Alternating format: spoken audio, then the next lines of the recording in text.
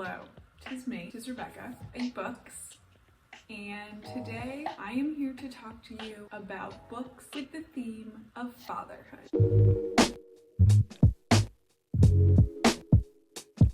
Last month in May, I did a video about motherhood for Mother's Day, and I talked about being a mother, and maybe not being a mother. And so it only seems fitting that now in June, as Father's Day approaches, it's time for us to talk about fatherhood and fathering and being fathered and pops.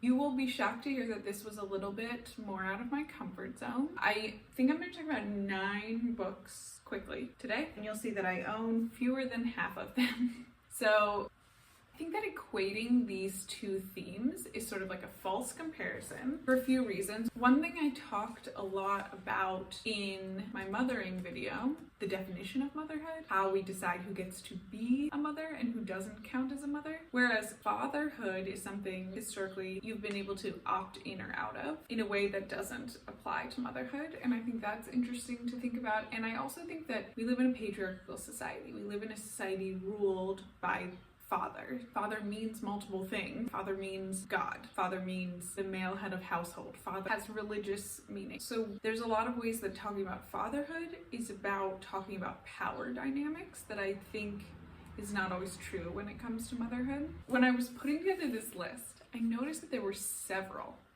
books written as letters from fathers to children. Now, maybe I'm wrong, but that seems like a theme that is more prevalent for fathers than mothers, and I'm thinking about why that is. There is a cliche that men have a hard time talking about their feelings, men have a hard time expressing love, men can't just say to their children, this is how I feel about you, so they have to write it down in a book. This is a cliche, and I will tell you that for my own father, it is true. I wouldn't say the word love comes easily to the man, you know?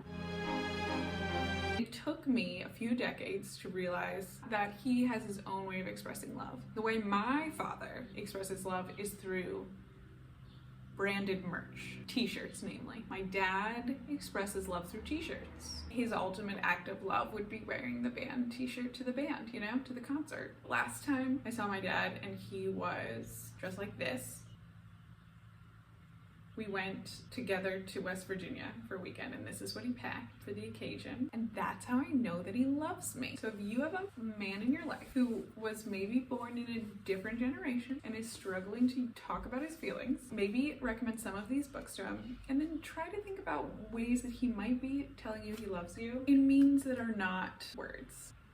Okay, the books. Let's get into the book. I have 2 memoirs about being fathered, 3 nonfiction or memoir about being a father, 2 fiction about being a father, and then bonus, 2 historical fiction about famous historical figure fathers who lost their children. What a niche genre. I bet you can already think of what those 2 books are. Let's get started. So first, these are 2 memoirs written by women, written by daughters, about their experiences with their father. The first one is Priestdaddy by Patricia Lockwood. I think I've mentioned this on this channel before because I love this book. It is so funny. Patricia Lockwood is a poet, although at this point she's written a memoir, she's written criticism, she's written a very successful novel, so she's a Renaissance woman is what she is, but traditionally she's a poet. I love reading work by poets because their writing is so sharp and every word is perfectly chosen, and that is so true of Priestdaddy, and it is hilarious. Her dry humor kills me. Patricia Lockwood's father walks around in his boxers, carries a gun, drinks beer, interesting, complicated figure, undergoes a religious conversion late in life, and finds a loophole that allows him to become a Catholic priest despite having a wife and children. This is all real nonfiction. At the age of 30, Patricia and her husband have to move home to live with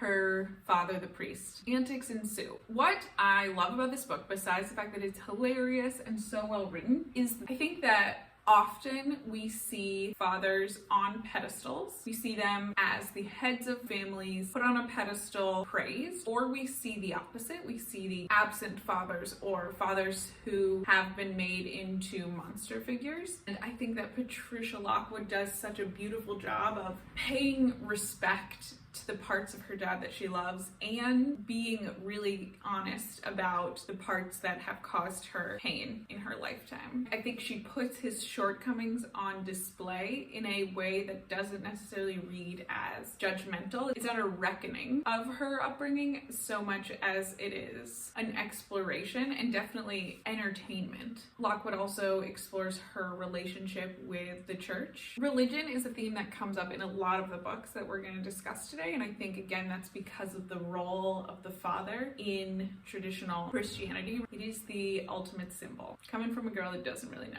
but from what I understand. The second memoir on being fathered is Educated by Tara Westover. This is a really lesser known book you've probably never heard of. Just kidding, this book was everywhere. Everyone has read this book. It's great. It is about growing up in a fundamentalist family, I believe Mormon, in Idaho. She never went to school. Her mother was an herbalist. Her dad worked in a scrapyard. They rarely, if ever, went to doctors. They didn't have birth certificates or passports or social security numbers. This is a traumatic relationship that Tara Westover has with her father. She suffers greatly at his hands. She has experienced immense trauma. Similarly as Lockwood, I think she tries very hard to hold at the same time the dichotomy of being loved by and intensely abused by the same man. In this book, you see a lifetime of Westover being gaslit, having her reality questioned. This pattern continues in the book as she asks constantly if her understanding of the truth is real because she's been conditioned not to trust her sense of reality.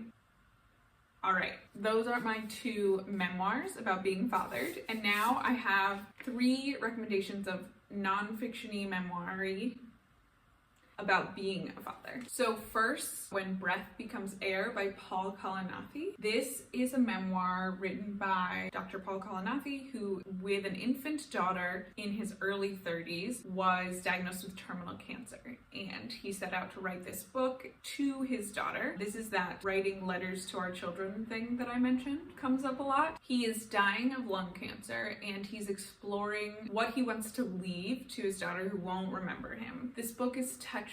It's a tearjerker. It'll get ya in the feels. And the epilogue is written by his wife, who survives him because he's unable to finish the book before he passes away. I do think that there is a reference to Gilead in this book. You knew I was going to talk about Gilead. I'm skipping ahead, but you already knew Gilead was going to be in this video. I do believe, although I've not read this anywhere, that Kalanithi is or was inspired by Gilead. There's no way to ask that question, obviously. He does write to his daughter at one point in the book, when you come to take account of your life, know that you've achieved something great because you've given meaning and purpose to one man in his dying days. And that is like a direct reference to Gilead.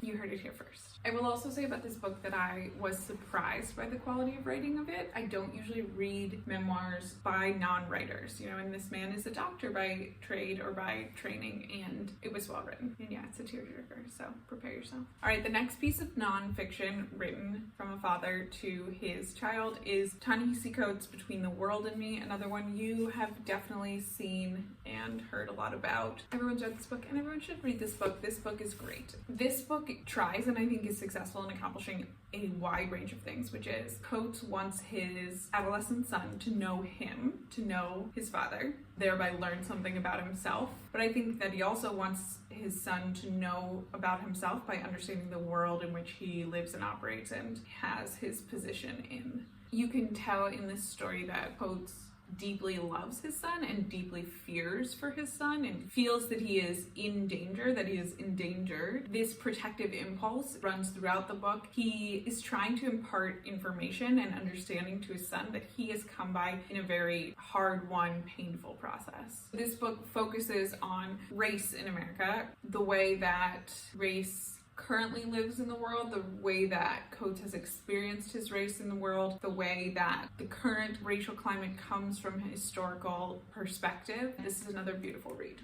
The last nonfiction ish, nonfiction-ish piece is another letter to a child. This is Spring by Karl of Knausgaard. I did a vlog about spring books in which I read Spring by Knausgaard and Spring by Ali Smith. So if you're interested in hearing me talk more about this book, you can check that out. This book is a letter to his infant daughter about one particular day in spring in which they go to visit the daughter's mother, who is hospitalized, receiving psychiatric treatment. We see the mundane day-to-day. This book acknowledges the reality of trauma and its potential effects on oneself, even if you don't remember the event that happened. Knausgaard wants his child to understand her reality, where she came from, what has happened to her, but also to understand the undying love he has for her. Spring in the seasonal quartet as an understanding that her existence, her birth, was like a spring in their family, a new awakening, a new hope. I did have some issues with this book. I didn't feel like he gave his wife a whole lot of voice, although this is like a whole thing about Knausgaard around like whose voice does he, and we could go off on Knausgaard and writing and who gets to write whose stories. That's a whole nother vlog. We're not there right now. So we've got our 2 memoirs about being fathered. We've got our 3 nonfiction letters from fathers to children. Now I have 2 fiction recommendations about fatherhood. One I already mentioned. I've mentioned a million times in my life, and that is Gilead. This is also written as a letter from a father to a son, although the author is a woman. It's Marilynne Robinson. This book is written from the perspective of an old man who is a pastor. He has married late in life and had a child very late in life, and now he's getting old and he is sad about all of the life of his son that he will not get to experience. So he's writing him this long meditative letter / sermon. This is a slow book. Nothing happens. There is no plot. It's just about looking back, reflecting on a life, asking what brings joy, what makes a life worth living. And there is also the religious themes we've talked about in the previous books. This is in some ways a work of theological philosophy. I love this book so much. It's my go-to gift book. You got any people in your life graduating from anything, doesn't matter what it is, this year, this is the book you give them. You're welcome for the tip. Okay, my last piece of fiction about fatherhood is The House of Broken Angels by Alberto Urrea. I've not talked about this book on this channel before. This book is really fun. It's a little bit plottier than books I normally read or discuss on here, so if you are looking for a plottier recommendation, this is it. This book talks about the patriarch of this family, the leader of this Mexican-American family. He goes by the name Big Angel. He is planning for himself a big birthday party / family reunion, and right before that happens, his mother dies. It turns into a funeral / birthday party, and we see this cast of characters of all these family members converging in this one place. The dialogue is great. The conversations between these characters ring very true to the way that shorthand that families use. His relationship with Little Angel and how they share a name but have very different lifestyles. Little Angel works in academia. There's all of this conversation about how families evolve and grow and maintain ties even as differences are widening, especially the differences that happen when the families are products of immigration and how immigration can cause rifts in families. And it's a beautiful book and I recommend it. This book also has the reflective nature of Gilead in the way that we have this older head of the family figure who's looking back on a long and full life, although the life is short. In When Breath Becomes Air, asking those same questions about how meaning comes to life, and I think all 3 of those books come to the same conclusion about the value of family. Okay, here's my bonus section. Historical fiction from the perspective of famous historical dads who lost sons.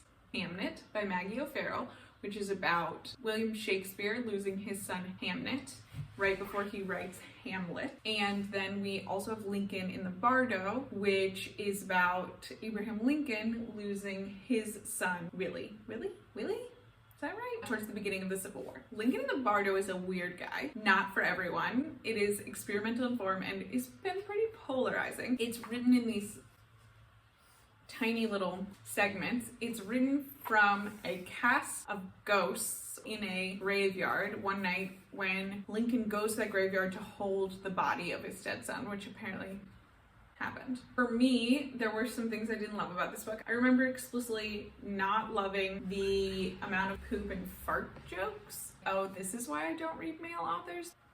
But I do always appreciate somebody who's doing something new and weird.